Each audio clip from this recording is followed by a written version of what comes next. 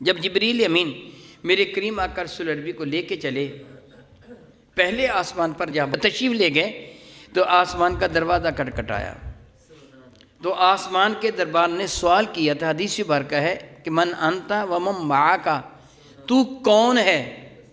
اور دوسرا سوال کیا تھا کہ تیرے ساتھ کون ہے؟ ومن معاک، تیرے ساتھ کون ہے؟ تو جبریل امین نے فرمایا تھا انا جبریل ہوں، میں جبریل ہوں، ومعی محمد رسول اللہ، میرے ساتھ محمد مصطفیٰ کریم ہے، جبریل نے بتایا تھا۔ سوال پیدا ہوتا ہے کہ جبریل 23 سال تک تو میرے نبی کی خدمت میں حاضر ہوتے رہے ہیں، اور حضرت آدم سے لے کے حضرت عیسیٰ علیہ السلام جتنے انبیاء ہیں اس وقت دوران، سب انبیاء کے پاس جبریل آتے رہے ہیں، اور ان کی قوت رفتار کا یہ عالم ہے کہ پلک جھپکنے میں دیر لگتی ہے، جبریل کے آنے جانے میں دیر نہیں لگتی۔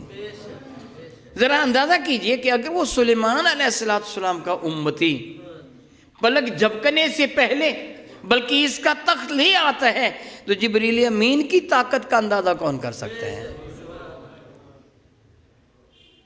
کتنی مرتبہ جبریل آتے تھے اور جاتے تھے، لیکن آپ کو کہیں نہیں ملے گا کہ جبریل آسمان کے دروازے کھلوا کے آیا کرتے تھے، کھلوا کے جایا کرتے تھے۔ سید الملائکہ ہیں، فرشتوں کے سردار ہیں۔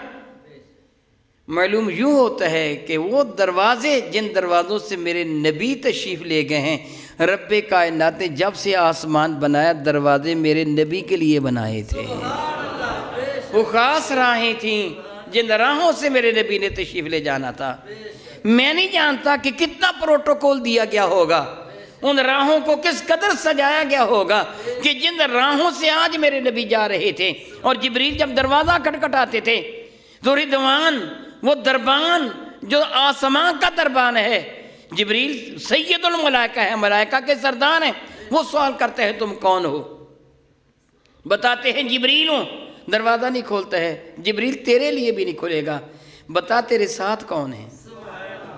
تو جب میرے نبی کا نام لیا تو اہلاً و سہلاً کہتے ہوئے دروازہ کھول دیا کہ یہ دروازہ انہی کے لیے بنایا گیا تھا، یہ دروازہ انہی کے لیے بنایا گیا تھا۔